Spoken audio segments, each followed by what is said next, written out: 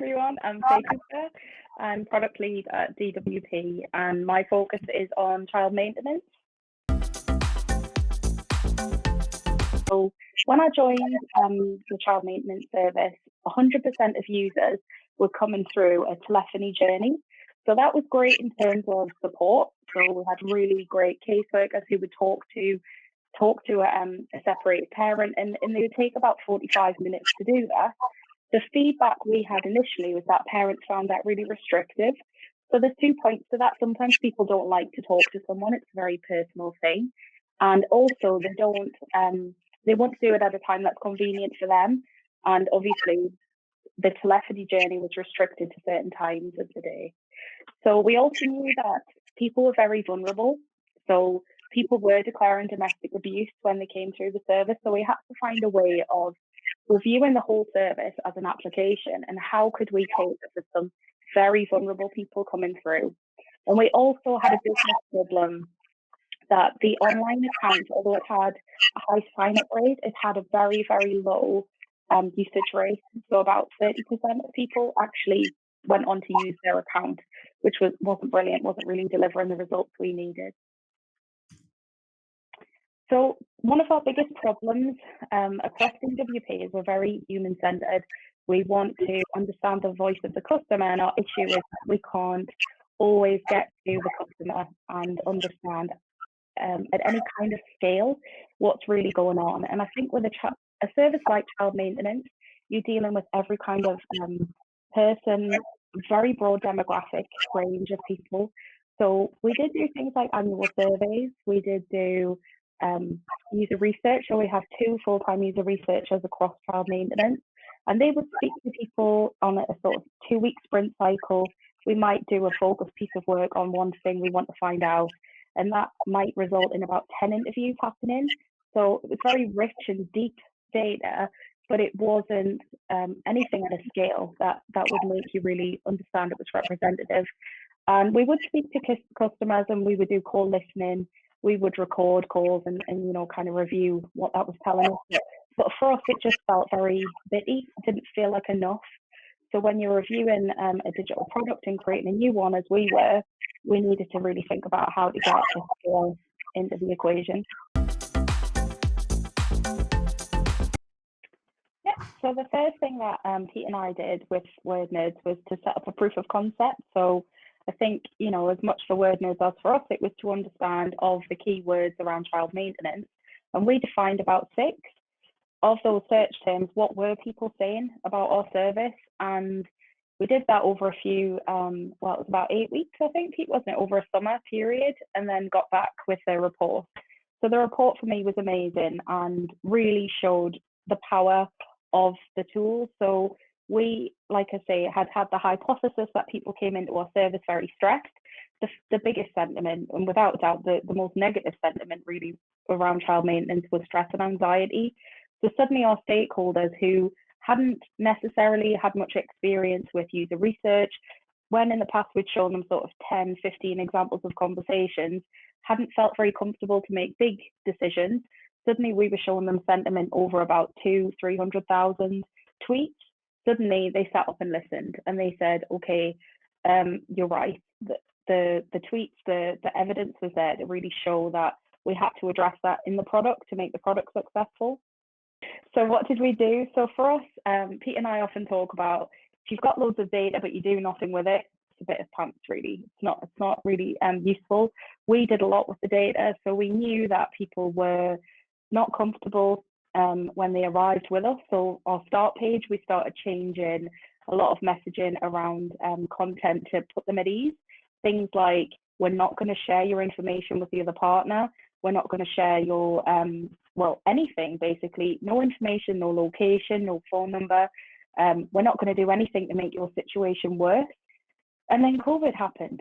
So yeah, it was really, our apply service was just picking up speed. We started, with any new digital service, we would let in around 100 people a week.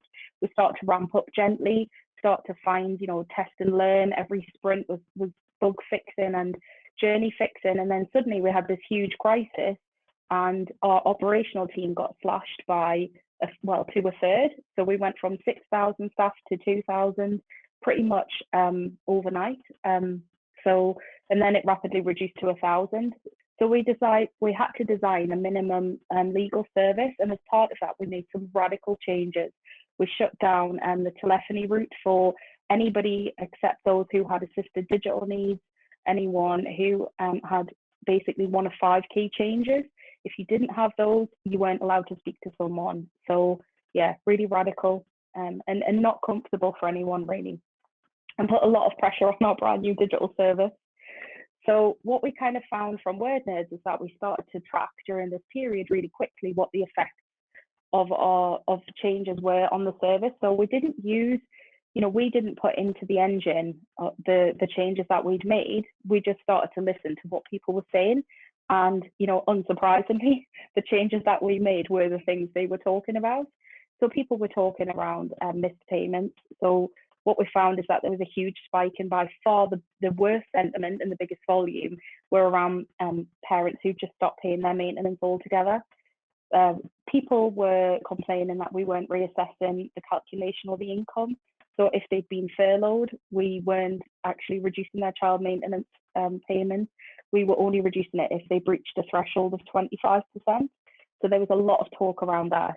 There was a lot of poor sentiment, negative sentiment around contacting us. So because we'd been so brutal in terms of shutting down the service for, like I say, all but a few handful of cases, there was no way people could call us. They could only go online and use their online account to report change or apply online if they were a new customer.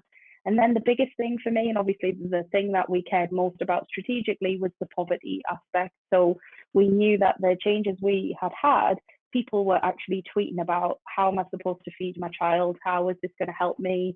When are you going to pick up and give us some support? So really powerful, again, insight for us and things that we shared with our stakeholders. We produced lots of reports and things we could really put into action. So one of the big things that Wordnerds are going to help us do is to reach what we call the hidden voices. So again, because of our user research and intensive nature, we can't speak to everyone. And the big area of interest between digital policy at the moment is around the male perspective. So we've done a lot of work around, and we're definitely hearing some user research on the male voice saying, I can't afford child maintenance, so that's the reason I don't pay, not because I don't want to. Actually, my behavior is an affordability one, not a choice. So again, a huge amount of work is ongoing at the moment, and the platform is showing us that men are feeling very vulnerable at the moment, and that stress and anxiety is there. But there's lots of themes that are really helping us think through how we cater better for a male perspective through the service. We're also looking at how we get money to children faster. So again, the insight showing us that people just want to come into our service and get through. So how can we speed up the journey? And this on the side, left-hand side, is a bit of a snapshot from our high-level service map. So as I said before, we do have this kind of eligibility stage where they have to speak to someone, and we're looking at now, well, do they have to speak to someone, or could we just filter them straight through? So they're debates that are up for grabs at the moment. And then the final bit, I think, so in conclusion, for us, Wordnerds is part of a kind of a suite of things that we do.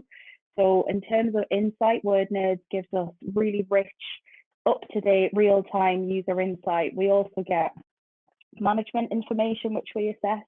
We have our user research, which, coupled with Wordnerds is powerful. We can direct our user researchers in a certain way based on the voice on Wordnerds, but vice versa.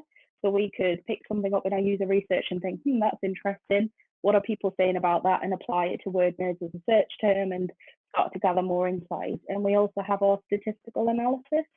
So understanding, typically, sadly, when do people's relationships break down? It tends to be January, a depressing statistic just after Christmas, or September, just after your annual summer holiday. So we're thinking COVID feels like a bit of an amalgamation of all of these scenarios. So what does the future look like for us? So bringing all of that data together to action change is the biggest end goal. And we know that that data can help us change policy and completely reform the service. And that, to me, is the most exciting thing that we're ever going to achieve.